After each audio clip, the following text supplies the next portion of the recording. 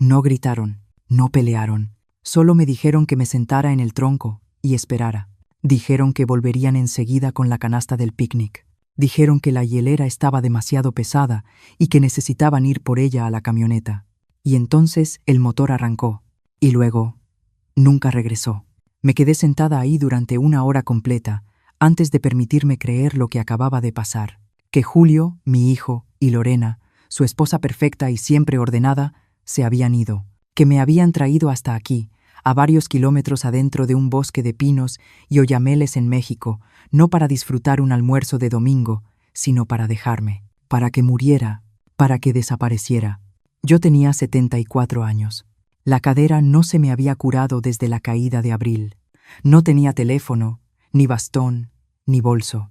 Solo mi sudadera, mis zapatos para caminar y la nada de los árboles a mi alrededor. Lo primero que sentí fue vergüenza, como si yo hubiera hecho algo mal, como si tal vez los hubiera entendido mal. Tal vez dije algo esa mañana que no les gustó, algo sobre la horrible comida de Lorena o sobre la manera en que Julio nunca me visitaba sin pedirme dinero. Tal vez yo solo era vieja, amargada e imposible, como Lorena dijo la última Navidad. Luego la vergüenza dio paso al calor. Era mediados de octubre, pero el sol estaba fuerte, de esos que te engañan y te hacen olvidar que el verano ya había terminado oficialmente. Me moví a la sombra de un pino y me senté sobre las raíces, tratando de armar mi siguiente paso. «Está bien», Aparicia me susurré. «Piensa». Pero mi mente ya no servía para cosas afiladas. Antes fui notaria. Trabajé durante 35 años en la misma oficina polvorienta, en un pueblo pequeño. En ese entonces, mi mente era rápida. Podía detectar una firma falsificada en segundos. Pero ahora a veces olvidaba palabras, nombres, direcciones. No había manejado en más de 1 año, pero no había olvidado la traición. La camioneta de Julio se había alejado alrededor de las 11:30 de la mañana. Ya había pasado la 1. No iban a regresar. Y si habían sacado mi teléfono de mi bolso a propósito y ahora sabía que lo habían hecho, entonces tampoco planeaban que alguien me encontrara. Fue entonces cuando me golpeó el segundo pensamiento. El seguro. Hace 2 meses, Julio había empezado a preguntarme por mi póliza, de forma inocente. Claro. «Oye, mamá, ¿has revisado esas cosas últimamente? Ya sabes, por si pasa algo». Me pidió ver los papeles. Dijo que solo quería estar preparado. En ese momento no le di importancia, incluso me reí. Le dije que estaban debajo del viejo congelador en el garaje. Y apenas la semana pasada, Lorena me preguntó si había cambiado al beneficiario después de que murió su padre. Pensé que ella tenía buenas intenciones. Pensé que era su manera extraña de demostrar cuidado. Pero ahora, sentada en la tierra, con los huesos empezando a dolerme de esa forma que anuncian que algo terrible está pasando, lo entendí. Ellos pensaron que sería rápido, que los animales salvajes, el frío o un paso en falso se encargarían de mí, que podrían decirle a la policía que me había desorientado, que era vieja, que la gente desaparece todo el tiempo, que no importaría porque, al final, ¿a quién le importaba una anciana más? No estaba llorando, todavía no, ni siquiera tenía miedo, estaba furiosa, y fue esa furia la que me hizo levantarme. El dolor atravesó mi pierna derecha en el segundo en que intenté ponerme de pie, agudo, eléctrico, como fuego recorriéndome el muslo. Me mordí el labio y esperé a que pasara la oleada. Luego lo intenté de nuevo, más despacio esta vez, usando el tronco del árbol como apoyo. Mi mano se hundió en la corteza. Me fui levantando centímetro a centímetro. Me tomó 20 minutos solo encontrar un ritmo para caminar, pero lo hice. Un pie, pausa, el otro. La respiración acelerada, los dientes apretados. El bosque no lo puso fácil. Había raíces como cuerdas, ramas caídas, pendientes irregulares. Me caí 2 veces antes de llegar a un claro, las palmas raspadas, la rodilla sangrando a través del mezclilla, pero me levanté cada vez. Me dije que siguiera el sol hacia el oeste, siempre al oeste. Ahí tenía que estar el camino. Alrededor de las 4 de la tarde, encontré un arroyo pequeño. Bebí de él como un animal. Junté el agua con las manos y dejé que me corriera por el frente. Me senté allí un rato. No mucho, solo lo suficiente para recuperar el aliento. Luego me moví otra vez. Caminé hasta que cayó la noche. El frío se instaló rápido. Había olvidado lo cruel que se vuelve el aire cuando el sol desaparece. Encontré un hueco bajo un pino de ramas bajas. Junté hojas secas a mi alrededor y me recosté rígida como una tabla. No dormí. Mi mente estaba en llamas, demasiado ruidosa para descansar. Repetía lo mismo una y otra vez. Te dejaron morir. Tu hijo te dejó morir. Esperé a que llegaran los animales, a que el miedo se apoderara de mí, a sentir ganas de rendirme, pero nada de eso llegó. Solo esto. Si sobrevivo, ellos pierden. Si salgo viva de aquí, lo recuperaré todo. Me quedé despierta toda la noche. Mi aliento visible en la oscuridad, el bosque hablando en crujidos y chasquidos. Y cuando llegó la primera luz, delgada, gris, casi sagrada, me levanté otra vez y caminé. Para la mañana, mi cuerpo se había endurecido en un solo dolor continuo. Ya no era solo dolor, era peso. Cada respiración se sentía como arrastrar grava por el pecho, pero estaba viva. Y estar viva significaba moverse. El bosque a mi alrededor había cambiado de colores durante la noche. La neblina matinal se aferraba al matorral, pálida y fría, y el aire olía a pino y a hierro. A lo lejos, un pájaro carpintero golpeaba un tronco hueco. Lo tomé como una señal. Algo todavía tenía ritmo ahí, aunque yo no. Mis zapatos estaban empapados por el arroyo. Mi calcetín izquierdo se había roto, y el borde me rozaba el talón hasta dejarlo en carne viva. Cuando intenté caminar, la cadera gritó, pero ahora el grito era más bajo, como un sonido que ya había aceptado que nadie lo escucharía. Seguí el agua. Eso era algo que mi esposo Tomás solía decir. Si te pierdes, sigue el agua. Te llevará a algún lugar donde vive gente, o a algún lugar donde alguien murió intentándolo. Nunca pensé que necesitaría ese consejo de verdad. Cada 100 metros me detenía, apoyándome en un árbol. La garganta me ardía de sed. Los labios se me habían abierto. Masticaba agujas de pino solo para producir saliva. El sabor era fuerte y amargo. Pensé en cómo Lorena solía regañarme por guardar cosas de supervivencia en el coche. Una manta vieja, una linterna, barras de granola. Las saqué el mes pasado cuando ella se ofreció a limpiar la cajuela. Ahora entendía lo que realmente había hecho. Habían planeado esto durante semanas, tal vez más. Hubo un momento, en algún punto entre la segunda caída y la quinta, en el que quise acostarme y dejar que todo terminara. Llegó en silencio, como un susurro. Nadie viene, Aparicia. Nadie te está buscando. Casi lo creí. Casi. Entonces vi un envoltorio de dulce pegado a un arbusto. Brillante, morado, medio enterrado en la tierra. Una tontería, pero humano. Lo recogí y lo guardé en el bolsillo, como prueba de que el mundo todavía existía más allá de esos árboles. El sol subió más alto. Quizá ya era mediodía. Estaba mareada, moviéndome más despacio. El sonido del agua corriendo se hizo más fuerte adelante. Tal vez un arroyo más ancho, tal vez un río. Gaté. Los últimos metros cuesta abajo, y lo vi. Un arroyo angosto cortando el bosque, poco profundo pero rápido. Caí de rodillas y volví a beber. Sabía a vida y a tierra al mismo tiempo. Luego me recosté de lado, con la mejilla hundida en el musgo, y me reí. Una risa seca, quebrada, que espantó a un pájaro de una rama cercana. Durante unos minutos me permití imaginar un helicóptero, un equipo de rescate, el titular de las noticias. Mujer anciana encontrada con vida después de 5 días en la sierra. Pero incluso en mi fantasía, nadie venía por mí. Julio no me estaba buscando. Lorena no estaba llorando. Probablemente ya estaban llamando a la aseguradora, fingiendo estar destrozados. Me incorporé, con los dedos temblando. Todavía no susurré. Aún no te toca ganar. Fue entonces cuando recordé el camino. Antes de tomar la vereda del bosque, habíamos pasado junto a una gasolinera con un letrero verde desteñido. Ruta Estatal 17. La vi solo un segundo, pero estaba al oeste del sol naciente. Si podía seguir caminando hacia el oeste, volvería a encontrarla. Sonaba ridículo, pero los planes ridículos eran lo único que me quedaba. Las horas siguientes fueron un borrón de movimiento y caídas. El suelo del bosque se volvió piedra y raíces.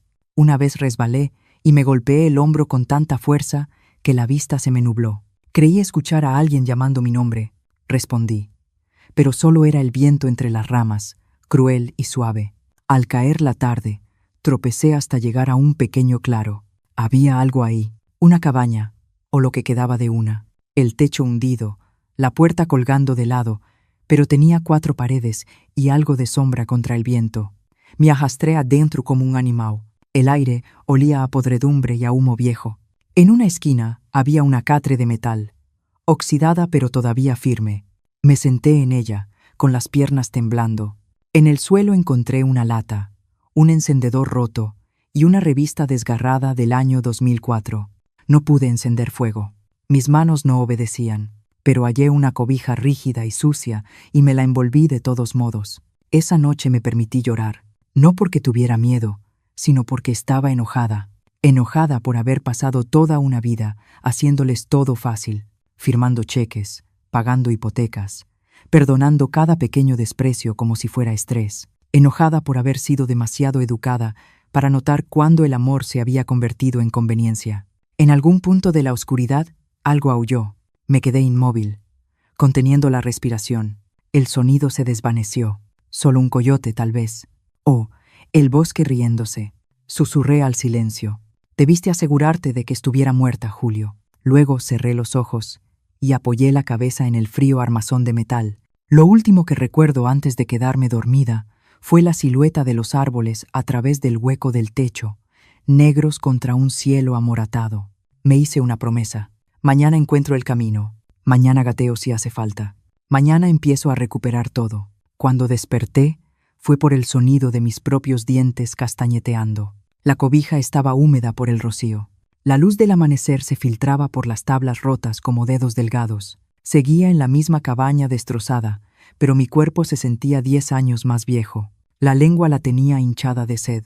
Mi pierna derecha había tomado el color de la arcilla. Por un minuto pensé que había muerto durante la noche. Luego intenté moverme, y el dolor me recordó que no. Cada articulación gritaba. Mis manos estaban cortadas y llenas de ampollas.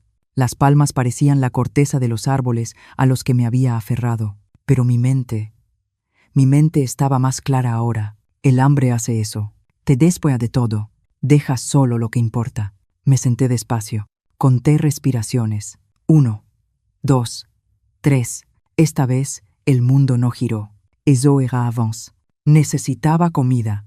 Agua podía volver a encontrar, pero sin comida me apagaría antes de llegar a cualquier camino. Revisé el pequeño refugio. Nada. Solo la lata, medio llena de agua de lluvia. Me la bebí toda.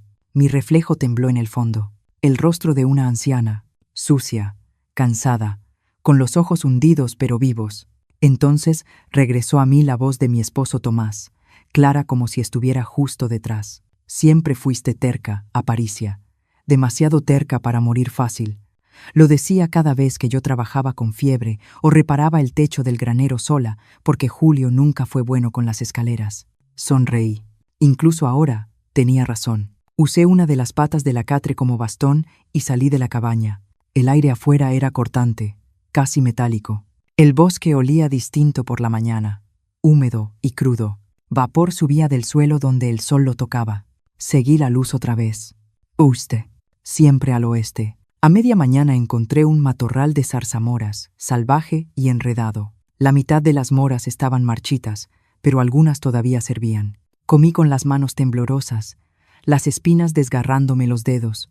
La dulzura casi me quebró.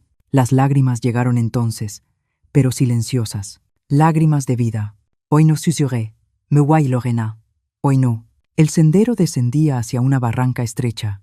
Rocas, lodo, raíces, una trampa de la naturaleza. Casi me doy la vuelta, pero la pendiente apuntaba en la misma dirección que necesitaba.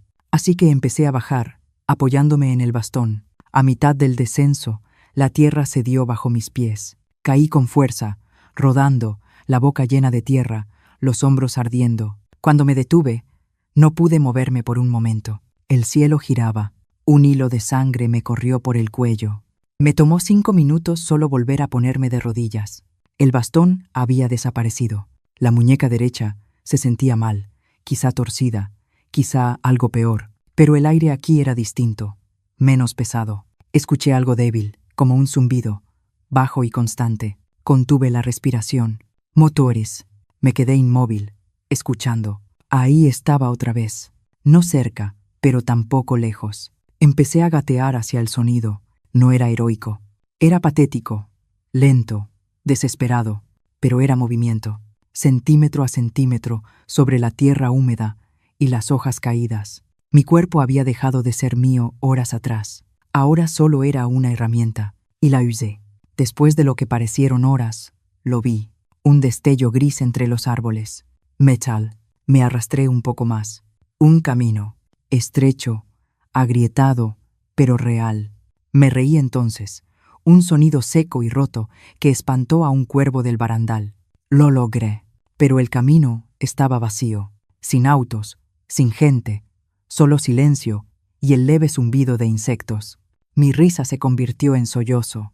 Me senté a la orilla, respirando polvo y fantasmas de escape. Y por primera vez, desde aquella mañana en el bosque, dejé que mi mente regresara a casa. Imaginé la casa en la calle Laurel, el arbusto de lilas que Tomás plantó antes de morir, el buzón descascarado con mi nombre aún medio pintado. Ah, Medina. Imaginé a Julio de pie en la entrada, tal vez ensayando su historia para la policía. Simplemente se desorientó. Ya saben cómo era, tan olvidadiza. Y a Lorena, con su cabello perfecto, llorando a voluntad, siempre fue buena en eso. Apreté la palma contra el asfalto, áspero y tibio. Me volverán a ver, dije en voz alta. Me verán subir ese porche caminando. Una sombra se movió. Por un momento, pensé que era mi imaginación. Entonces lo escuché, el rugido bajo de un motor.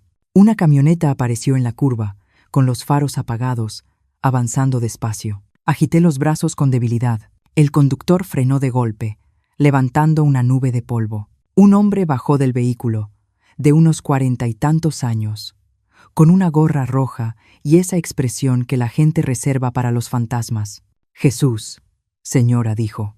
¿Está bien? Intenté hablar, pero las palabras se enredaron. Solo salió un susurro ronco. Por favor. Necesito llegar al pueblo.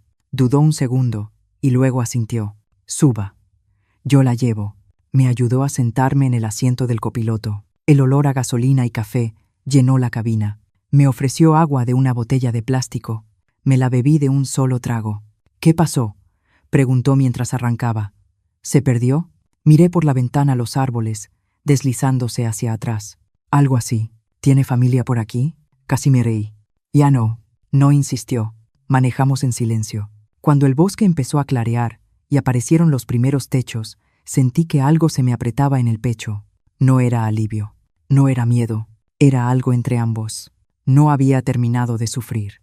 Solo había terminado de estar perdida. Déjeme cerca de la avenida Hidalgo, le dije.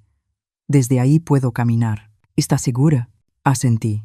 He caminado mucho. Me dejó junto a la vieja gasolinera, la misma por la que habíamos pasado esa mañana antes de que me llevaran al bosque. Me quedé ahí, viendo cómo su camioneta se perdía a lo lejos. Había vuelto a casa. No estaba a salvo todavía, pero lo suficientemente cerca como para empezar una guerra. Lo primero que noté fue lo normal que se veía todo. Los autos pasaban, la gente paseaba perros, cargaba bolsas del súper, gritaba por teléfono. La gasolinera tenía el mismo anuncio descolorido ondeando sobre la ventana. Ahora servimos desayunos. Mi pueblo no había cambiado. No por mi desaparición, no por mi sufrimiento. La vida, al parecer, seguía sin mí, sin ningún problema. No fui a casa. Todavía no. En lugar de eso, caminé despacio y chueca, como alguien que se recupera de una cirugía, por la avenida Hidalgo hasta el único lugar donde podía desaparecer un rato. El motel Pino Dorado. Llevaba ahí desde los años 70. Seguía teniendo el mismo letrero de neón agrietado y macetas con geranios de plástico. No había entrado en más de 20 años, no desde que el hermano de Tomás vino de visita y bebió demasiado como para quedarse en nuestra casa. El hombre detrás del mostrador no me reconoció. Buenas, dijo. ¿Necesita un cuarto? Miró mi ropa manchada de tierra. Sí, respondí. Solo por una noche. No hizo preguntas. Tal vez me veía como alguien que había huido. Tal vez lo había hecho. El cuarto estaba frío. Olía a cloro y a aire viejo. Me quité los zapatos, haciendo una mueca cuando la piel del talón se quedó pegada al calcetín. No lloré. Me senté en el borde de la cama durante mucho tiempo, mirando la vieja televisión en la esquina sin encenderla. Pude haber llamado a alguien, a la policía, a la estación local, pero no lo hice. Todavía no. En su lugar, Abrí el cajón del buró y encontré una libreta delgada con un lápiz corto. Empecé a escribir. No era una carta, no era una confesión, era una lista, lo que les di. 42,000 pesos para el negocio fallido de Julio. La casa, aún a mi nombre, pero por razones fiscales ellos pagaban los servicios. El Toyota Camry. Dejé de manejar después de la cirugía dental de Lorena. La instalación de la alberca para unos nietos que nunca venían. El poder notarial firmado hacía 3 años. Bajo presión. Mi póliza de seguro actualizada hacía 6 meses. Julio. Beneficiario. Cada renglón se sentía como sacarme una muela. No por el dinero, sino por lo fácil que había dicho que sí. Siempre me dije que era amor.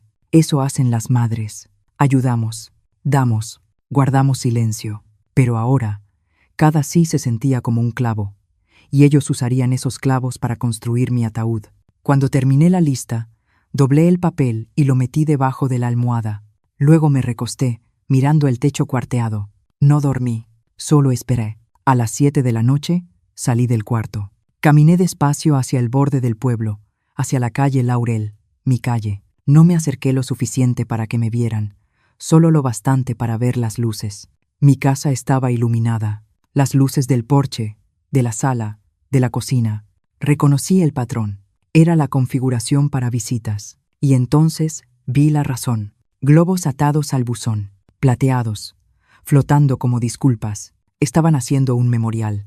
Me quedé en la sombra del roble frente a la casa y observé cómo llegaban los invitados. Vecinos, compañeros de trabajo, algunas personas del grupo de la iglesia de Julio. Traían comida, se abrazaban, reían. Y entonces la vi, Lorena, con un vestido oscuro, el cabello recogido, los ojos rojos, pero el maquillaje impecable. Era buena, eso sí se lo reconozco. Sabía vender el dolor como una profesional. Estaba en lo alto de los escalones, con una mano en el pecho, asintiendo mientras la gente le daba el pésame. Julio no estaba afuera, pero podía imaginarlo dentro, preparando su discurso. La perdimos demasiado pronto. Era olvidadiza. Pensamos que solo había salido a caminar. Nunca imaginamos. No sentí nada, ni rabia, ni desgarro, solo una claridad profunda y precisa. Me estaban llorando bajo mi propio techo, sobre comida que probablemente yo había pagado. Que llorarán, que se lamentaran, que creyeran por ahora que se habían salido con la suya, porque mañana todo iba a cambiar. Me di la vuelta y regresé al motel, con cada paso más firme que el anterior. Dormí esa noche, profunda y fría como una piedra. Cuando desperté, había un solo pensamiento en mi mente. Necesito mi dinero, mis derechos, mi nombre. A las 9 en punto entré a mi banco. La cajera joven, despierta, sonrió y se quedó rígida al verme. Señora, lo siento, quisiera hablar con Ricardo Durán, dije, mi gerente de cuenta. Hubo una pausa. Luego, por supuesto, lo llamaron desde atrás. Salió 5 minutos después, con una carpeta y una taza de café. Casi deja caer ambas cosas cuando me vio. Señora Medina, viva, dije, y quiero revisar mis cuentas. Nos sentamos en su oficina de paredes de cristal. Él jugueteaba con el bolígrafo, sudando. Nos informaron que usted, es decir, su hijo. No le pregunté qué le dijo, dije con calma. Le pedí revisar mis cuentas. Todas, hoy. Tragó saliva. Sí, claro, de inmediato. Tardó 1 hora. Cada transacción, cada retiro, cada pago automático mensual que yo no había autorizado. Resultó que Julio había estado muy ocupado, reasignando, renombrando, consolidando activos. Le dijo a Ricardo 2 semanas antes que se estaba preparándose sin duda para el cobro. Para el mediodía había congelado todas las cuentas conjuntas. A las 12:30 revoqué el poder notarial. A la 1 llamé a mi abogado. ¿El de siempre? ¿El que llevaba lo de Tomás?, preguntó. No dije. Alguien más afilado, porque esto ya no se trataba solo de proteger lo que era mío, se trataba de hacerlos responder. Para las 2 ya estaba de vuelta en mi cuarto del motel, sosteniendo una carpeta color manila llena de papeles. Papeles legales, reales, poder, no actuación. Todavía no había decidido cuándo aparecer. No en una cena, no en la iglesia. No, esperaría el día en que pensaran que habían ganado. el día en que llegara el cheque. Y entonces cruzaría esa puerta, no como un fantasma, no como una víctima, sino como un ajuste de cuentas. Para cuando dejé el motel, habían pasado 2 días. Me lavé la tierra del rostro, me recorté el cabello con las tijeras del motel, incluso tomé prestado un cardigan claro de la tienda de segunda mano de al lado. Cuando miré mi reflejo en el espejo del baño, casi no me reconocí. Había algo en mis ojos que antes no estaba. Quietud, no perdón, solo la que llega cuando dejas de suplicarlo. Tomé un taxi al otro lado del pueblo. No le dije al chofer dónde vivía en realidad. Cerca de Morelos y Séptima, le dije. La casa blanca con lilas. Asintió. No le importó. Le agradecí por eso. La gente a la que no le importa es útil cuando planeas volver de entre los muertos. El aire estaba pesado, espeso, con promesa de lluvia. Le pedí que se detuviera media cuadra antes. La cadera me dolió al bajar, pero el dolor se sentía distinto ahora. Menos sufrimiento, más prueba de que había sobrevivido. Lo primero que vi al doblar la esquina fue la manta. En amorosa memoria de Aparicia Medina, 1949-2023. La habían colgado en mi porche. Me detuve. Solo miré. Mi porqué, mi nombre, mi muerte. Incluso usaron la foto del funeral de Tomás, la que llevaba la bufanda azul que me compró en Oaxaca. Debieron haberla sacado de la pared de mi recámara. En la entrada, Julio hablaba con un hombre de traje oscuro, representante del seguro, supuse. La postura lo delataba, la inclinación educada, el asentir ensayado, la falsa compasión. Lorena rondaba cerca, manos entrelazadas, ojos húmedos. Interpretaba su papel a la perfección. Me quedé detrás del seto del vecino, observando. Julio estaba recién afeitado, el cabello peinado hacia atrás. Llevaba la chamarra que le regalé en su último cumpleaños. Se veía más joven de lo que era. Siempre fue bueno para verse presentable cuando importaba. El hombre le entregó un documento. Julio lo firmó sin dudar. «Eso es todo», dijo el agente. «Cuando el cheque se libere, recibirá confirmación por correo. Lamento nuevamente su pérdida». La voz de Julio fue suave, serena. «Gracias. Era una mujer maravillosa». Casi me reí. Una mujer maravillosa, de las que se abandonan entre árboles. Cuando el hombre se fue, Lorena se volvió hacia Julio. Su sonrisa cayó en cuanto el auto desapareció. «¿Entonces cuánto?» «Suficiente», dijo. «Más que suficiente». Los vi entrar. El brazo de Lorena enlazado al suyo. Mi hijo y su esposa perfecta, planeando su nueva vida sobre mis huesos. Me quedé afuera hasta que empezó a llover. Gotas frías, finas, implacables. Luego caminé hasta el final de la calle y me senté en la parada del camión. Una mujer a mi lado, de mediana edad, con una bolsa del súper, me ofreció un pañuelo. «¿Funeral?», preguntó en voz baja, señalando la casa. «Dudé». «Algo así». Sonrió con amabilidad. «El aniversario de mi madre fue la semana pasada. A veces todavía espero que me llame». «Tonto, ¿no?» «No es tonto», dije. «Es humano». Esa noche regresé al motel y encendí la televisión por primera vez. Las noticias locales estaban al aire. La historia trágica continúa mientras familiares y amigos lloran la desaparición de Aparicia Medina, de 74 años, dijo el presentador. Las autoridades no descartan un accidente. Mostraron mi foto, mi casa, el duelo falso de mi hijo. Lo vi todo en silencio. Luego apagué la televisión y me senté en la oscuridad. No era tristeza lo que sentía, era una extraña satisfacción contenida. Habían construido una mentira perfecta y yo iba a quemarla, una verdad a la vez. A la mañana siguiente, regresé al banco. Ricardo había hecho bien su trabajo. Las cuentas estaban congeladas. El seguro de vida había quedado marcado para investigación. La vía legal había comenzado. Luego llamé a mi abogada, la licenciada Paola Paredes, afilada como vidrio, 40 años, ojos de halcón.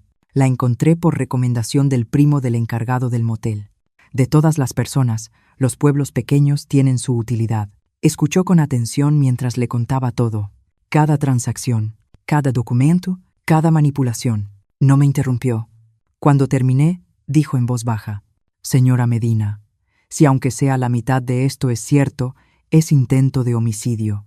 Asentí. «Ellos no lo verán así». Se acomodó los lentes. «Tal vez no, pero la policía sí, especialmente cuando descubran quién presentó la reclamación del seguro». No los quiero en la cárcel, dije. No todavía. Primero quiero recuperar todo. La licenciada Paredes sonrió apenas. Entonces empezaremos con la casa. Esa misma tarde fuimos juntas. Ella insistió en que me quedara en el coche mientras hablaba con ellos. La lluvia se había convertido en llovizna. Desde la ventana la vi subir al porche. Tocó. Lorena abrió la puerta, primero confundida, luego a la defensiva. Julio apareció detrás de ella. Hablaron poco, tensos. La licenciada Paredes les entregó un sobre. Notificación legal. No pude oír lo que se dijo, pero el rostro de Lorena cambió de color 3 veces. La mandíbula de Julio se tensó. Miró hacia la calle una sola vez. Sus ojos recorrieron el coche estacionado sin reconocerme. Luego la licenciada Paredes se dio la vuelta y regresó, tranquila, compuesta. Se sentó en el asiento del copiloto. Tienen 72 horas para desalojar, dijo. Miré el parabrisas, el reflejo mojado de mi propio porche. Bien. Tendrá que presentarse a la audiencia, añadió, para confirmar identidad. Sonreí apenas. Ahí estaré. Esa noche dormí con el sobre la mesita de noche.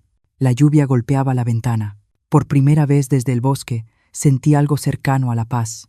No una paz suave, la que llega antes de la tormenta. Mañana lo sabrían. Mañana, la mujer muerta regresaría a casa. El juzgado olía a limpiador de limón y a discusiones viejas.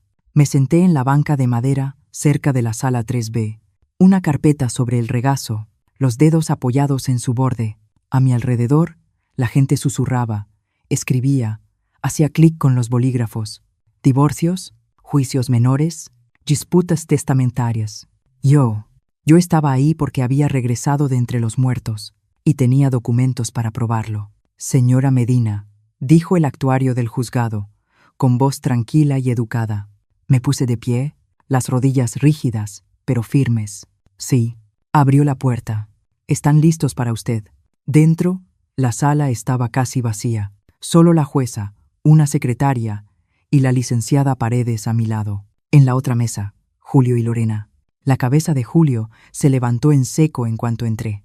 Abrió la boca, luego la cerró. Vi cómo la sangre se le iba del rostro. Lorena no se giró de inmediato. Siguió mirando al frente, las manos juntas, como una niña en misa, pero vi cómo se le tensaron los hombros, como si hubiera sentido pasar un fantasma. La jueza bajó la vista al documento frente a ella.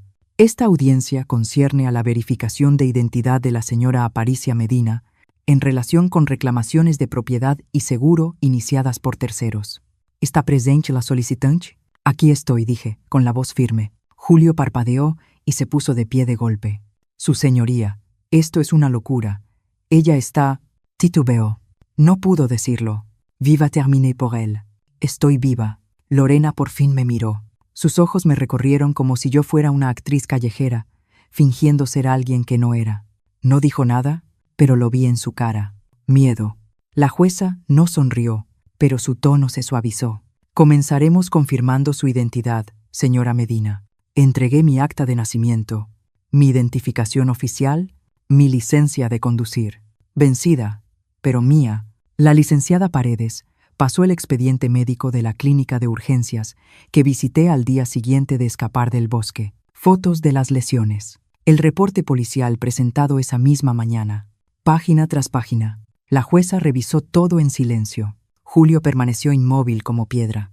Solo una vez lo vi mirar a Lorena, y esa mirada lo dijo todo. Esto no era parte del plan. Ellos pensaron que moriría en silencio, que la naturaleza cubriría su crimen. En lugar de eso, volví con tinta y testigos. Tras una larga pausa, la jueza levantó la vista. Este tribunal reconoce a la señora Aparicia Medina como legalmente viva y plenamente capaz de administrar su patrimonio con efecto inmediato. Todos los derechos de propiedad y financieros regresan a ella. La licenciada Paredes asintió. Iniciaremos los procedimientos para revertir la transferencia de autoridad y restaurar la propiedad de la casa de la calle Laurel. La jueza golpeó el mazo una vez. Así se ordena. Eso fue todo. Sin dramatismo, sin indignación. Solo el sonido del mazo y el final de su juego. Cuando nos levantamos para salir, Julio dio un paso hacia mí. Bajó la voz hasta un susurro. «Mamá, ¿qué estás haciendo?» Lo miré a los ojos. «Estoy volviendo a casa». Lorena le agarró el brazo, tirando de él hacia atrás. No siseó ella, pero yo no había terminado. Me volví hacia la jueza. Su señoría, ¿puedo solicitar el acompañamiento de un actuario del juzgado y apoyo de la policía municipal cuando regrese a la propiedad? La jueza asintió. Concedido. Esa misma tarde, observé desde la distancia cómo un actuario del juzgado, acompañado por un policía municipal, tocaba a mi puerta. Julio abrió. Dijo algo. El oficial le entregó la misma notificación que la licenciada Paredes ya les había dado. Lorena se quedó en el pasillo, con los brazos cruzados, sin moverse, sin hablar. Les quedaban 48 horas. No regresé al motel. Me registré en una posada pequeña cerca de la biblioteca. Caminé la cuadra por mi cuenta. Me senté en una banca frente a la panadería antigua y vi pasar a la gente. Nadie me reconoció. O tal vez sí. Y no estaban seguros de si estaban viendo a un fantasma. Esa noche, volví a escribir. No una lista esta vez. No hechos. Una carta para mi nieta, Magdalena. Si te han hecho creer que morí, quiero que sepas la verdad. No morí. Me dejaron. Pero regresé. Y no regresé por venganza. Regresé para recordar quién soy. Tú siempre me viste, incluso cuando ellos no. Te estaré esperando cuando estés lista para encontrarme. Con amor, abuela. Doblé la carta, la sellé y la llevé a la oficina postal al amanecer. La mujer detrás del mostrador miró el nombre y la dirección. ¿Su familia?, preguntó. Sonreí. Todavía no, pero quizá algún día. Otra vez. Luego me giré hacia la calle Laurel. Mi calle, mi porqué, mi nombre aún en el buzón. Mañana ya no estarían, y yo volvería a entrar a mi casa, no como invitada, no como una madre pidiendo espacio, sino como la mujer que la construyó, sola, viva y libre. No quería ir a la policía, no porque tuviera miedo de que no me creyeran, aunque sabía que era un riesgo. No quería porque lo volvía real, porque cuando nombras algo, se convierte en algo que tienes que cargar para siempre. Pero lo que hicieron tenía un nombre, y yo había terminado de fingir lo contrario. Esa mañana, el sol salió limpio, sin lluvia, sin neblina, solo luz, honesta y dura. Me puse la blusa azul marino que había comprado en la tienda de segunda mano, y la abotoné hasta arriba. Tenía un pequeño desgarrón bajo el brazo izquierdo. No lo arreglé. Que vieran el daño, que supieran que no todo estaba pulido y ordenado. La estación no había cambiado. Las mismas sillas de espera con vinil gastado, la misma bandera en la esquina, el mismo mostrador con el letrero despintado. Sea amable. Estamos aquí para ayudar. Di un paso al frente. La mujer detrás del escritorio levantó la vista de su computadora. Buenos días. ¿En qué puedo ayudarle? Sí, dije. Quiero reportar un delito. Su expresión no cambió. De acuerdo. ¿Qué tipo de delito? Intento de homicidio. Respondí. Entonces sí me miró. ¿Perdón? Mi nombre es Aparicia Medina. Tengo 74 años. Residente de la calle Laurel. Le entregué mi identificación y un documento doblado de la licenciada Paredes, una declaración notariada con fechas, notas médicas y una línea de tiempo. Fui dejada para morir en un bosque de la sierra hace 5 días por mi hijo y su esposa. Parpadeó despacio. Un momento, por favor. 10 minutos después, estaba sentada en una sala pequeña, sin ventanas, de esas donde empiezas a sudar, incluso cuando hace frío. Entró un oficial más joven, el comandante Matías Enríquez, de 30 y tantos años, corte de cabello prolijo, con un rostro que parecía más cómodo detrás de una computadora que en el monte, pero con ojos firmes. Señora Medina, lo siento, nos informaron que usted había fallecido. Sí, dije. A mí también. Hizo una pausa. ¿Puedo grabar esta conversación? Asentí. La luz roja parpadeó. Juntó las manos. Cuénteme todo desde el principio. Y lo hice. Desde la mañana en que dijeron que iríamos a una caminata corta, hasta el momento en que se fueron en el coche, y las 2 noches en el bosque. Las ampollas, las moras, la cabaña oxidada, la caminata hasta el camino, el conductor de la camioneta que me recogió, el motel, el banco, la abogada, el trámite del seguro ya en marcha. No logré, no titubeé. Enríquez no me interrumpió, solo preguntó fechas y nombres. Lo anotó todo. Cuando terminé, subí la manga y le mostré los moretones aún visibles en mis brazos, los cortes en las palmas, la piel en carne viva del tobillo. Ya me revisó un médico, dije. Todo está documentado. Guardó silencio un largo rato. ¿Sabe por qué harían algo así? Lo miré. Es usted un hombre inteligente, comandante. ¿Sabe por qué? Dinero. Casi $250,000 del seguro de vida. Además de la casa, las cuentas y todo lo demás que creyeron que podían quedarse. Exhaló despacio. Entiende que esto será delicado. Son su familia. Lo eran, corregí. Ya no. Asintió. ¿Quiere presentar cargos? Quiero que se investigue correctamente. No busco venganza. Busco la verdad. Cerró el expediente. Tendrá noticias nuestras en 48 horas. Si lo que dice se sostiene, y parece que sí, avanzaremos. Me puse de pie. Las rodillas crujieron, pero no me importó. Comandante. Sí, sé cómo se ve esto. Una anciana, problemas familiares, malas decisiones, algo de dinero, fácil de descartar. No discutió, pero yo salí arrastrándome de ese bosque para mirar a la gente a los ojos. No soy solo una madre ni una víctima, soy una testigo, y pienso ser escuchada. Su rostro no cambió, pero algo en su postura sí. Sí, señora. Afuera. La luz me lastimó los ojos. Saqué los lentes de sol del bolsillo, unos baratos de estante giratorio, me los puse como una armadura. No fui a casa. Todavía no. Caminé hasta la cafetería de la calle Octava, la que no visitaba desde que murió Tomás. Pedí un café negro, me senté junto a la ventana, vi a la gente vivir, y esperé. 2 horas después, mi teléfono vibró. Número desconocido. Señora Medina, era la voz de Henríquez. Hemos revisado la documentación inicial. He asignado un equipo. Abrimos una investigación formal. Cerré los ojos. No de alivio, de preparación. Me habían cubierto de tierra. Ahora me verían levantarme. Hubo un tiempo en que habría muerto por Julio. No en el sentido dramático, no del tipo que ves en las películas. Me refiero al tipo silencioso, cotidiano. El tipo en el que trabajas turnos dobles para que tu hijo pueda ir al viaje escolar, en el que cenas pan tostado para que alcance para la cuota del fútbol, en el que mientes por él cuando los vecinos preguntan por qué la ventana del frente volvió a romperse. Sí, morí un poco por él, poco a poco. Pero en ese entonces pensé que eso era lo que se suponía que hacían las madres. Tomás y yo lo tuvimos tarde. Yo tenía 36 años. Tomás tenía 41. Todos decían que éramos valientes por tener un bebé tan cerca de la mediana edad. Yo no me sentía valiente, solo me sentía afortunada. Julio era un bebé dulce, siempre tibio, siempre estirando los brazos. Dormía hecho un ovillo contra mi costado, como si nunca fuera a necesitar a nadie más. Cuando tenía 4 años, me dijo que yo hacía los mejores hotcakes del mundo. Cuando tenía 8, dijo que algún día me compraría una casa con techo de oro. Cuando tenía 12, lloró cuando me fui un fin de semana a un curso de capacitación. Cuando tenía 16, dejó de hablarme, a menos que necesitara algo. Me dije que era normal. Los adolescentes se alejan, luego regresan. Pero Julio nunca regresó. Verdad, entró a un colegio comunitario y lo dejó después de un semestre. Consiguió trabajo en una aseguradora.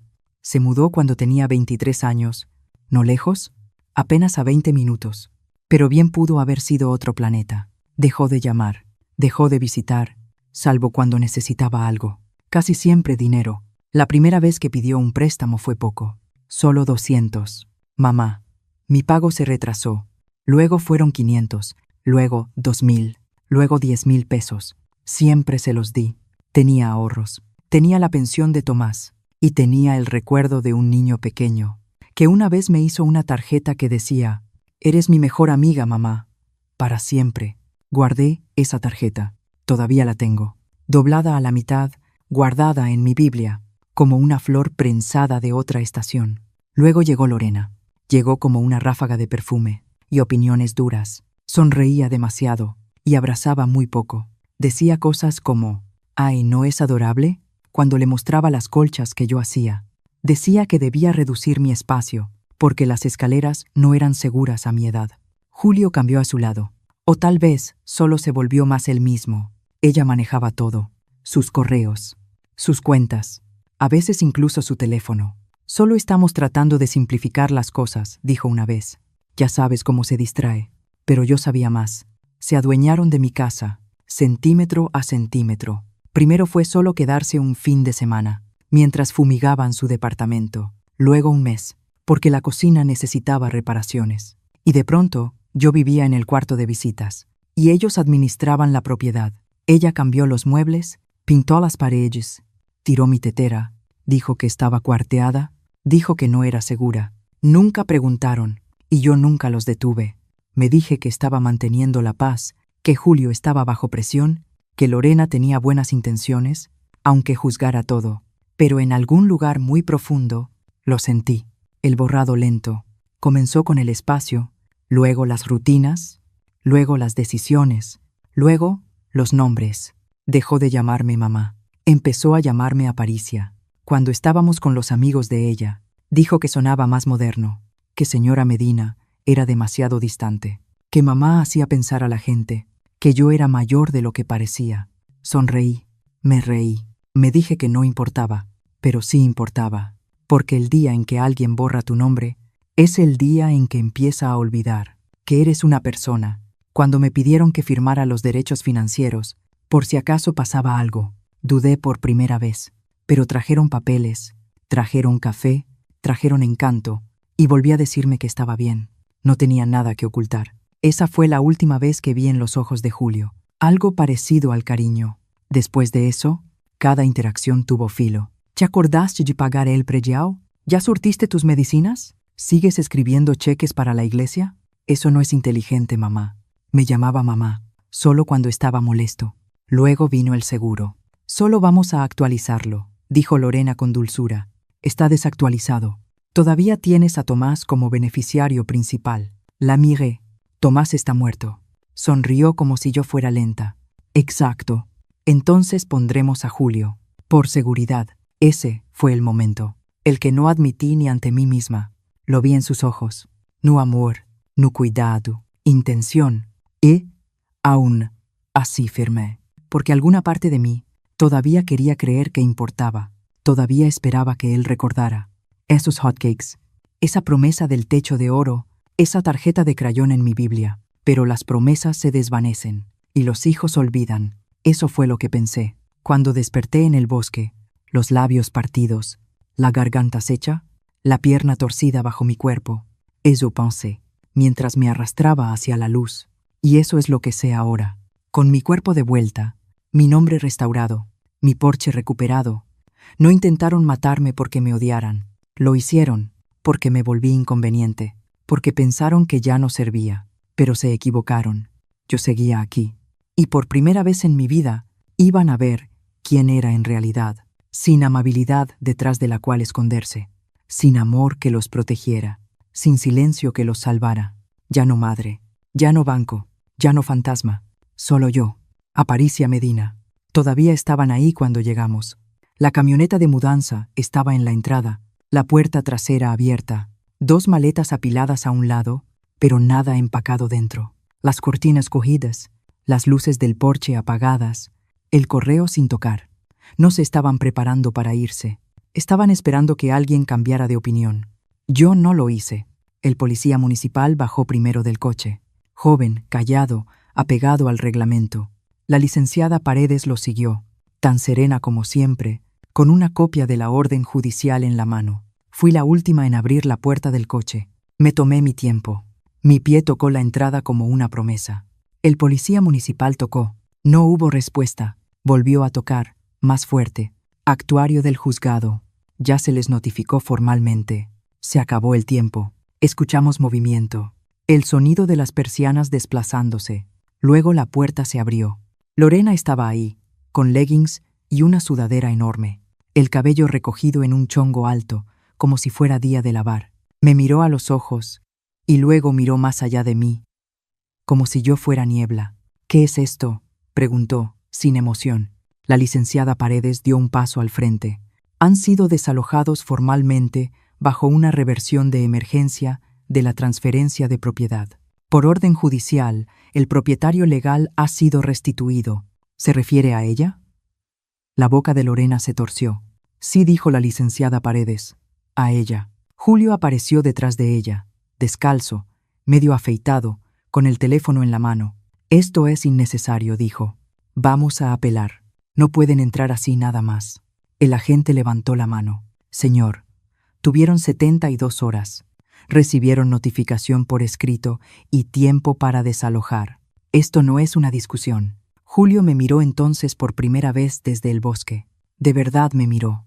No dijo mi nombre. No preguntó cómo estaba. No pidió perdón. Dio, estás arruinando todo. Casi sonreí, porque era verdad. No solo contaban con mi muerte, habían construido toda una vida sobre ella. Y ahora yo estaba en la puerta, con una orden judicial y 2 testigos, viva y sin parpadear. Esperaré afuera, dije con calma. Tienen 20 minutos. Lorena cruzó los brazos. ¿Crees que esto te hace noble? ¿Crees que a alguien le va a importar? Solo eres una vieja amargada. La licenciada Paredes la interrumpió, con la voz aún suave. No se está ayudando, señora Medina. No soy ella, espetó Lorena. No dije yo. Nunca lo fuiste. Cerraron la puerta de golpe. Dentro escuché cajones, abriéndose, un gabinete, el golpeteo apresurado de cajas medio llenas. Yo no me moví. Me quedé en el sendero mirando la calle. Los vecinos no miraban, las cortinas se movían, pero nadie salía. Los pueblos pequeños saben fingir que no vieron nada. El agente se quedó junto a los escalones. La licenciada Paredes se puso a mi lado. ¿Quiere decir algo?, preguntó en voz baja. ¿A ellos?, asintió. No, esperó. Pero a usted, sí, dije. La escucho. Miré mi jardín, las machetas hechas, el seto que nunca podaron. Pasé 30 años cuidando esta casa. Pintura, goteras, reparaciones, cada pequeña grieta. Me sentía orgullosa. Y luego pasé 5 años viéndolos deshacerla, pedazo por pedazo. Primero cambiaron la pintura, luego cambiaron las reglas, luego me cambiaron a mí. La licenciada Paredes no interrumpió. Creí que el amor significaba silencio, significaba dar, significaba paciencia. ¿Y ahora?, preguntó. Ahora sé que el amor nunca debe darse por hecho, dije, y que el silencio no siempre es gracia. A veces es solo permiso. La puerta se abrió. Lorena salió primero, pisando fuerte, cargando una bolsa deportiva dentro de una caja de plástico que decía oficina. No me miró. Julio salió más despacio. Traía una mochila y una maleta. Tenía los ojos enrojecidos, la camisa por fuera. Se detuvo a mitad de los escalones. «Pudiste haber hablado conmigo», dijo. «Lo hice», respondí. «Tú dejaste de escuchar». Parecía querer decir algo más. No lo hizo. Cargaron el coche en silencio. Esperé hasta que se fueron. Entonces entré. El aire estaba rancio. La sala olía a algún difusor de varitas, vainilla y químicos. Las paredes seguían del gris pálido que Lorena había insistido en poner. Las cortinas eran nuevas, pero la forma de la casa era mía. El silencio adentro no estaba vacío, estaba limpio. La licenciada Paredes caminó detrás de mí, revisando el papeleo, tomando fotos para documentación. El agente hizo una anotación y salió a confirmar por radio. Me quedé en la puerta de la cocina. Mi vieja tetera ya no estaba. Tampoco el frutero que Tomás y yo compramos en Santa Clara del Cobre. La pared de fotos había sido reemplazada por impresiones de árboles y frases en letra cursiva. Una decía: «La familia lo es todo». La quité de la part y la dejé con cuidado sobre la encimera. Luego abrí la puerta trasera y dejé entrar el aire. Más tarde, cuando todos se fueron, isté, no con mi tetera. Ya no estaba, pero usé una cacerola abollada que encontré bajo el fregadero. Lo bebí de pie en el patio, junto al arbusto de lilas. No había florecido en años. Tal vez lo haría la próxima primavera. Tal vez no. Pero era mío otra vez. Cada rama hecha, cada cuarto feo, cada cajón roto, míos. Y esta vez no los iba a regalar. No llamé a Magdalena. Solo escribí la carta, la dejé en el correo. Y esperé. No esperaba que viniera. Vivía a 2 estados de distancia ahora. Universidad, trabajo, su propia vida. No había venido desde el año después de que murió Tomás. Pero 3 días después de recuperar mi casa, alguien tocó la puerta. No el timbre. Un golpe, suave, inseguro. Abrí, y ahí estaba. 24, tal vez 25 ahora. El cabello más oscuro de lo que recordaba, un aro en la nariz, una maleta pequeña a sus pies. Nos miramos. Ella habló primero. «¿Estás viva?» Asentí. «Eso parece». Tragó saliva. Sus ojos se llenaron, pero no cayeron. Pensé que estaban mintiendo. Quiero decir, lo esperaba, pero dijeron. Se quedó en silencio, miró detrás de ella, como si aún no estuviera segura de no estar soñando. Pasa, Max die. Entró despacio, como si el aire pudiera romperse si se movía demasiado rápido. Se quedó en el pasillo, miró alrededor. Cambiaron todo. Lo intentaron, dije. Soltó la maleta. Luego se volvió hacia mí y me abrazó fuerte, sin palabras, solo calor, presión y ese olor que yo conocía. Champú, cuadernos y algo joven que ya no sabía nombrar. No lloré, pero sentí que algo se abría en mi pecho. Nos sentamos en la cocina, sin grandes discursos, sin explicaciones todavía. Prepárate. Ella echó miel en el suyo como cuando era niña. Demasiada. La vi hacerlo, y por un momento sentí que el tiempo había tenido un tropiezo. Luego dijo en voz baja, «Cuéntame qué pasó de verdad». Y lo hice. No todo de golpe, no como un discurso, solo por partes. Le conté del bosque, del tronco, de la camioneta alejándose, de la noche bajo los árboles, del arroyo, de cómo se veía el cielo cuando pensé que iba a morir, de la chabaña, del camino, del motel, de la lista. No me interrumpió, ni una sola vez. Cuando llegué a la parte de la casa, del juzgado y de la mirada en los ojos de su padre cuando entré, se inclinó hacia adelante, las manos cerradas alrededor de la taza, como si la necesitara para no perder el equilibrio. Y cuando terminé, se recargó en la silla, en silencio, quieta, con el rostro imposible de leer. Luego dijo, «Siempre supe que algo no estaba bien con ellos». Asentí. Incluso cuando era niña, él no era como tú, no veía a las personas. Levantó la vista. Tú eras la única que sí. No supe qué decir a eso, así que no dije nada. No me sorprende que lo intentaran, dijo, pero sigo enojada. No contigo, con ellos, por creer que podían borrarte. Casi lo lograron, admití, pero volviste. No lo hice para castigarlos, dije. Lo hice porque recordé quién era. Me miró, con los ojos brillantes. Eres mi abuela, eso es lo que eres. Sonreí, y lo seguiré siendo mientras tú quieras. Metió la mano en su bolsa y sacó un cuaderno. Empecé a escribir sobre ti cuando dijeron que habías muerto. No le creí, pero necesitaba un lugar donde poner todo eso. Abrió la primera página y leyó en voz alta. Era la única mujer que conocí que hacía que el silencio se sintiera seguro. Hacía su propia mermelada y nunca usaba perfume. Olía a ropa limpia, a libros viejos y a algo más que nunca supe nombrar, pero que sigo extrañando cuando despierto sola. Escuché, y esta vez dejé que las lágrimas salieran, porque había pasado demasiado tiempo sin ser vista, demasiado tiempo pensando que me había desgastado, en personas que no me querían. Pero esta chica, esta mujer, me recordaba, y tal vez eso era suficiente. Pasamos el resto de la tarde arreglando la luz del porche, reacomodando la sala, encontrando las colchas viejas en el ático, donde Lorena las había metido en una caja de plástico que decía donar. Colgamos una en el respaldo del sillón. «Quiero quedarme unos días», dijo Magdalena. «Puedes quedarte todo el tiempo que necesites», respondí. Esa noche, vimos una película en mi laptop. Comimos palomitas del mismo tazón que usaba Tomás. Se quedó dormida a la mitad, enroscada bajo la colcha. Me senté a su lado y la vi respirar. No todo lo que se rompe puede arreglarse, pero algunas cosas regresan, no porque las persigas, sino porque sobrevives lo suficiente para que te encuentren. La llamada llegó un miércoles por la mañana. Magdalena seguía dormida arriba. El piso crujía como siempre, familiar, honesto. Yo estaba tomando mi té junto a la ventana de la cocina. Cuando sonó el teléfono, número desconocido, clave local.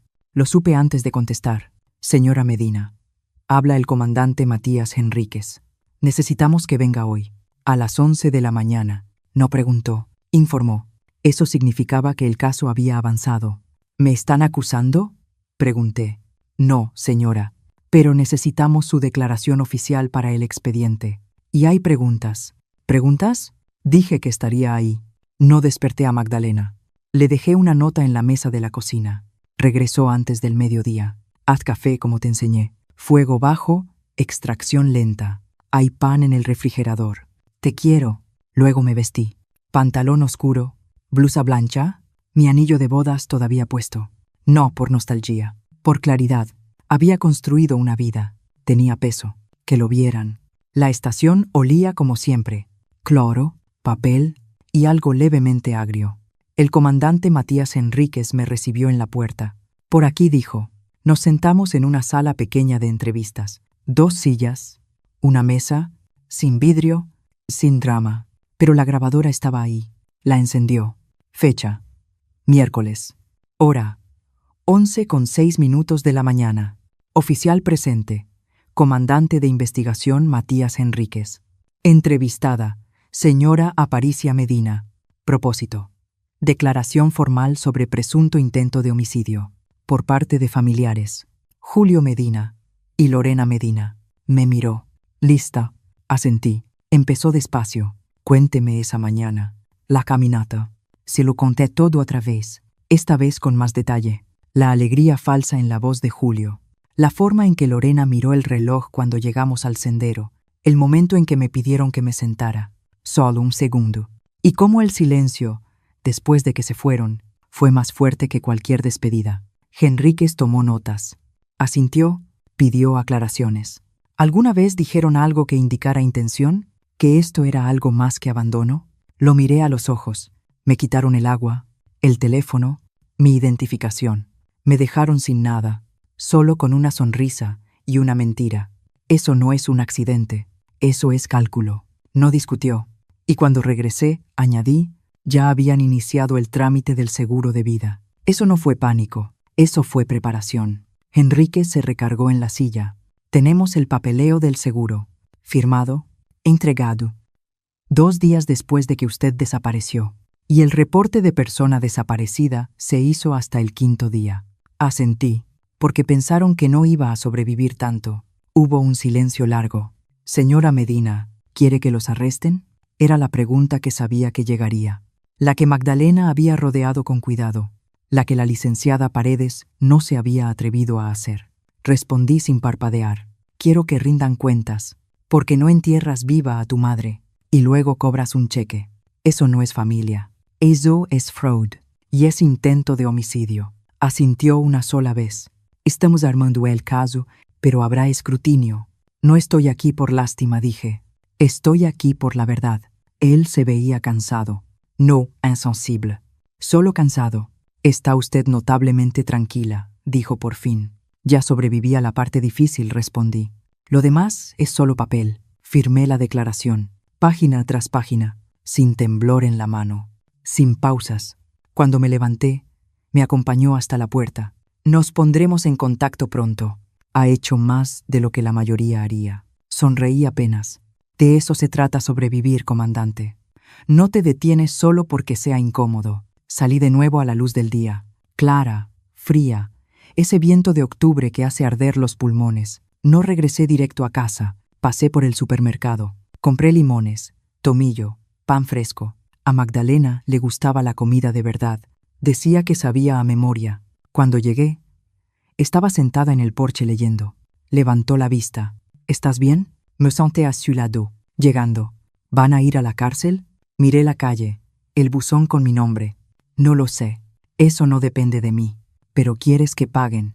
No die, quiero que sean vistos. Eso, de algún modo, es peor. No habló. Solo apoyó la cabeza en mi hombro. Durante mucho tiempo nos quedamos en silencio. Luego dijo, «Me asustas un poco». Sonreí. «Bien, tal vez eso significa que por fin hice algo bien». El sobre era color crema, grueso, sellado con el escudo del Estado. Lo encontré metido en la puerta de malla, como lo hacen cuando saben que la persona vive sola. Sin tocar, sin timbre, solo colocado con cuidado, como una mala noticia entregada con modales. No lo abrí de inmediato. Lo llevé a la cocina, lo puse sobre la mesa, y primero me serví café. Me senté, olí el vapor. Luego tomé el sobre, y lo abrí con el mismo cuchillo, con el que había cortado tomates para la comida. Citatorio judicial. Poder judicial del Estado. Era oficial. La audiencia sería en 2 semanas. Preliminar. Aún no penal, pero el inicio de algo que podía serlo. Comparecencia obligatoria. Aparicia M. Medina. Referencia del caso. investigación por reclamación fraudulenta de seguro y negligencia contra persona adulta mayor. Los nombres de Julio y Lorena aparecían impresos debajo. Doblé la carta y la dejé sobre la mesa. No sentí miedo. Ya no, pero sí una especie extraña de duelo. No por mí, sino por la versión de mí, que alguna vez creyó que esto nunca sería posible. El día pasó despacio. Magdalena salió a la biblioteca. Creo que estaba armando una solicitud para posgrado, doblando su futuro en los rincones tranquilos de su visita. No dijo cuánto tiempo se quedaría. Yo no pregunté. Pasé la tarde revisando cajas viejas en el sótano, no porque necesitara algo, sino porque quería recordar qué había guardado, qué había soltado, qué habían tirado sin preguntarme. Encontré la colcha que la madre de Tomás nos hizo para la boda, aún doblada, aún suave. Encontré los zapatitos de bebé de Julio envueltos en papel, sus boletas, una tarjeta de cumpleaños que hizo a los 5 años, donde la I de feliz se curvaba al revés. Guardé todo, y aún así no me salvó. Esa noche, Magdalena hizo la cena. Pasta, pan con ayo. Comimos en la mesa de la cocina. Luego preguntó, ¿quieres que esté contigo en la audiencia? Asintió, como dándose valor. Lo pensé un momento, y luego negué con la cabeza. No, necesito estar sola. No discutió. Solo dijo, entonces te estaré esperando cuando regreses. Crucé la mesa y apreté su mano. No se apartó. 2 días después, la licenciada Paredes vino con más papeles, lenguaje legal, logística del tribunal, fechas. Era directa pero amable, siempre con ese filo de hierro bajo la calma. Intentarán darle la vuelta, advirtió. Dirán que hubo confusión, mala comunicación, estrés emocional. Dirán que pensaron que usted se había desorientado, que había mostrado señales de deterioro cognitivo. Sonreí apenas. Que lo intenten. ¿Tiene expedientes médicos? Vecinos que la vieron sana antes del viaje, estados de cuenta, grabaciones de cámaras, registros del motel y marcas de dientes en las palmas, añadí. Pero sí, tengo pruebas. Me miró. ¿Quiere testificar plenamente o solo presentar una declaración escrita? Voy a testificar, dije. Asintió una vez. Bien. Cuando se fue, me quedé mucho tiempo en la puerta después de que se cerró, mirando la calle. En algún lugar ahí afuera, ellos se estaban preparando, ensayando frases, juntando papeles, practicando el duelo. No esperarían que yo estuviera firme, esperaban a la mujer que enterraron. Y esa mujer ya no existía. Yo era la que había vuelto. Y esta vez no volvía a suplicar. Volvía a decir la verdad. La sala era pequeña, sin jurado, sin cámaras. Solo un juez, una secretaría, 2 abogados, y el crujido de la madera vieja bajo cada paso. Me senté en la mesa de testigos. La licenciada Paredes se sentó detrás de mí. Al otro lado, Julio y Lorena. Ella vestía beige. Él vestía arrepentimiento, mal planchado. El juez revisó los expedientes, pasó una hoja, se aclaró la garganta. Esta audiencia concierne a la legitimidad de una reclamación de seguro presentada a nombre de Aparicia Medina, presumida fallecida y posteriormente encontrada con vida. El tribunal escuchará el testimonio para determinar si existen fundamentos suficientes para remitir el caso a la fiscalía. Me miró. Señora Medina, puede comenzar. No temblé. No ensayé. Solo dije la verdad. Entré al bosque con mi hijo y su esposa el 18 de octubre. Dijeron que sería una caminata corta. No lo fue. Llevaron botanas y agua para ellos. Me dijeron que descansara. Luego se alejaron caminando. Nunca los vi darse la vuelta. Hice una pausa, solo lo suficiente para que la sala lo sintiera. Me dejaron a propósito. No tenía teléfono, no tenía identificación, no tenía comida. Esperé 12 horas. Gaté durante 2 días. Encontré una cabaña. Encontré un camino. Un hombre me recogió y me llevó al pueblo. Fui al banco. El seguro ya había sido reclamado. Estaban planeando mi funeral. Antes de que yo siquiera encontrara agua, Julio no me miró. Lorena cruzó las piernas y luego las descruzó. El juez preguntó, ¿había conflictos previos, razones por las que podrían alegar confusión o un error de juicio? Asentí una vez. Había mucha tensión. Ya no era conveniente. Les había dado dinero, el poder legal, la casa, mi póliza de seguro. Después de eso, yo solo era espera. El abogado de Lorena se levantó. Traje afilado, joven, voz demasiado suave. Señora Medina, ¿es posible que su memoria esté afectada por el trauma? ¿Que haya malinterpretado las intenciones de su hijo? Lo miré directamente. Mi memoria está afectada, sí, pero no por el trauma, por el olor a pino y a podredumbre, por dormir sobre tierra con la columna golpeada, por el sonido de sus voces alejándose hasta desaparecer. Objeción. El juez levantó la mano. Déjela terminar. Me incliné hacia adelante, tranquila. No me olvidaron, no me perdieron, me dejaron y luego mintieron. La licenciada Paredes se levantó después. ¿Puede confirmar que la póliza de seguro fue actualizada 6 meses antes? Sí. ¿Y quién sugirió el cambio? Lorena. Dijo que estaba desactualizada. Sonrió cuando lo dijo. Magdalena me contaría después que vio la audiencia en el sistema público de consulta del Poder Judicial, que leyó cada palabra. Esa fue la frase que más recordó. Sonrió cuando lo dijo.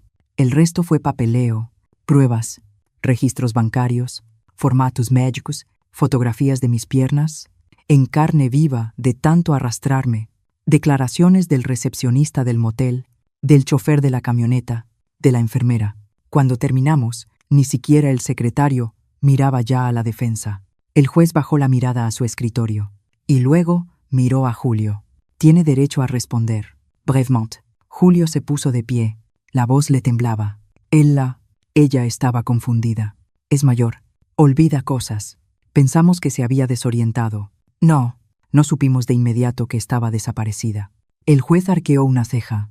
Usted presentó una reclamación de seguro de vida antes de presentar un reporte de persona desaparecida. Julio tartamudeó. Fue un error. Lorena no habló. Ni una palabra. Su abogado lo intentó, pero ya no importaba. El daño no estaba en los documentos. Estaba en la sala, en la forma en que el silencio empezó a inclinarse hacia la verdad. El juez cerró la carpeta. Este tribunal encuentra causa suficiente para remitir el caso a la fiscalía, para investigación penal, por fraude, abuso contra persona adulta mayor e intento de homicidio. Un solo golpe de mazo. Eso fue todo. Me levanté despacio. Las rodillas me dolían. Las manos me temblaron un poco, pero no de miedo, sino de liberación.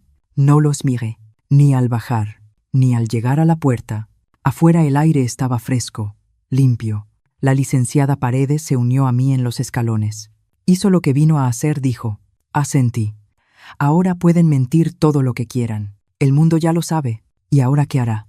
Miré al cielo, pálido, azul, infinito. Vivir, dije. De verdad, fue un jueves por la tarde cuando vinieron.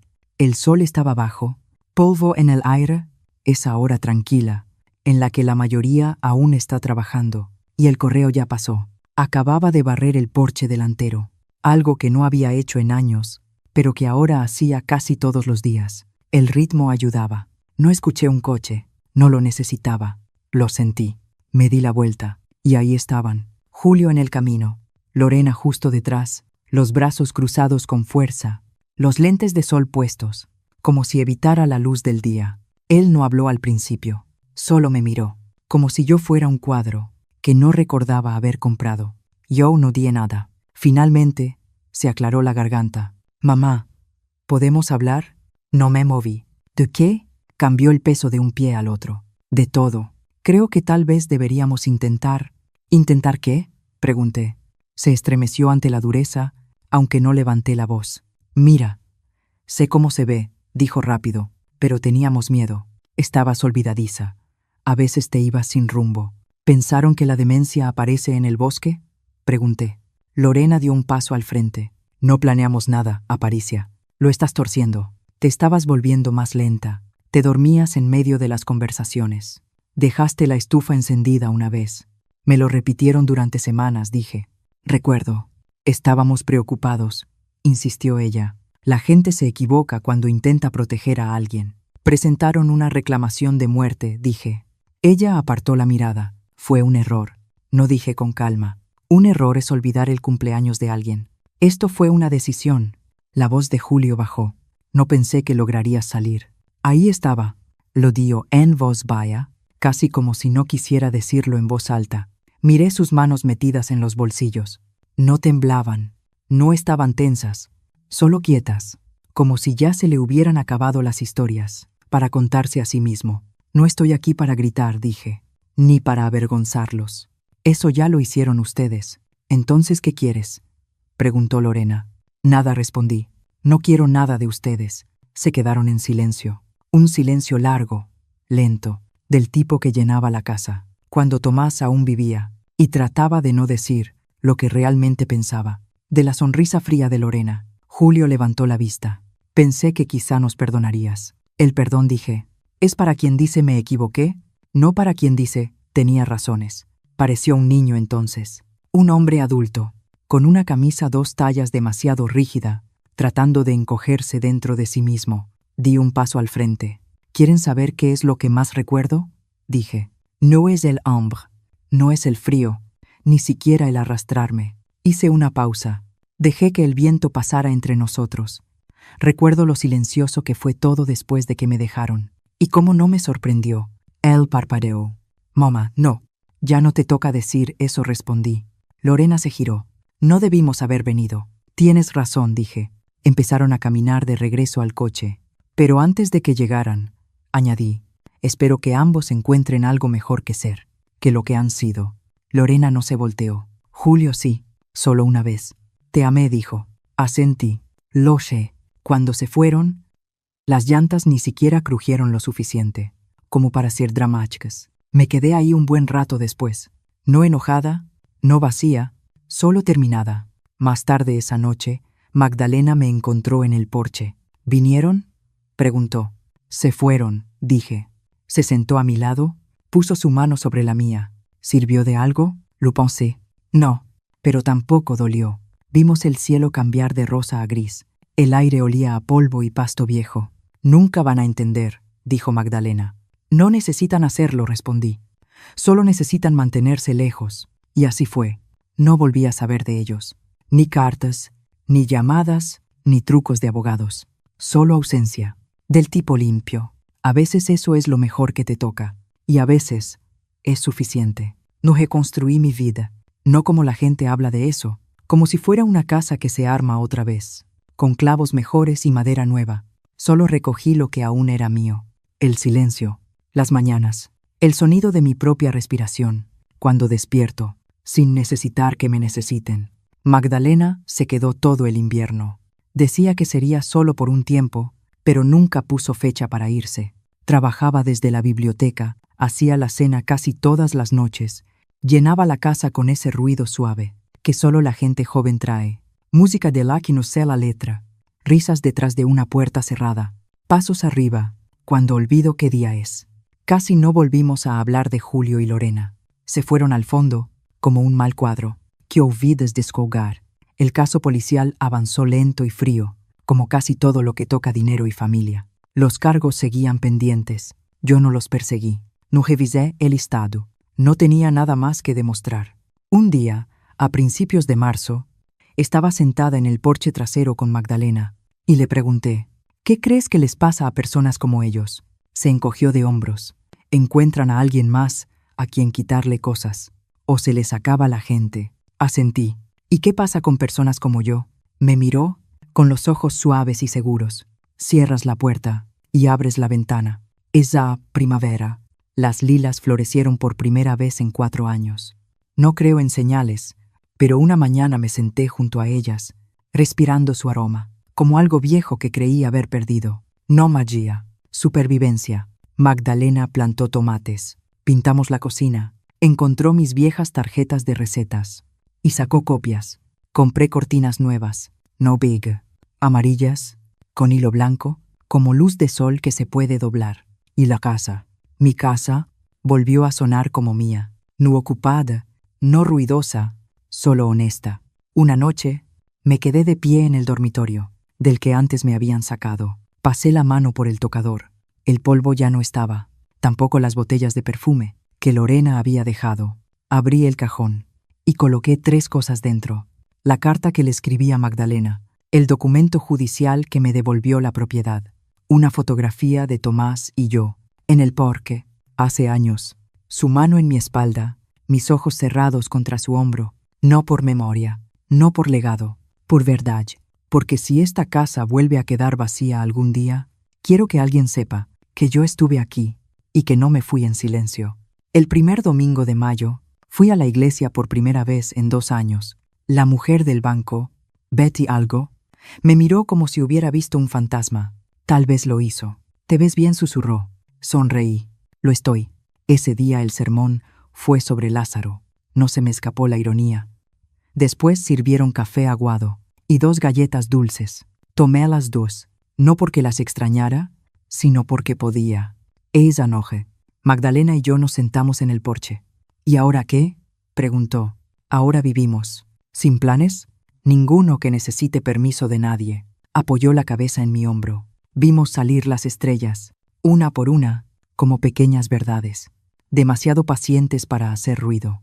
Y cuando por fin hablé, no fue para ella, fue para ti.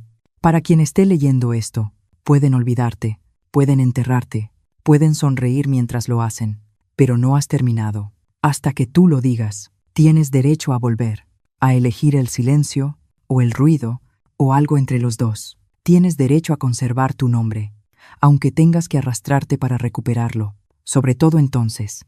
Así que tómalo, recupéralo todo. Y cuando te pregunten cómo lo hiciste, no digas nada, solo vive. Si sentiste esto, compártelo.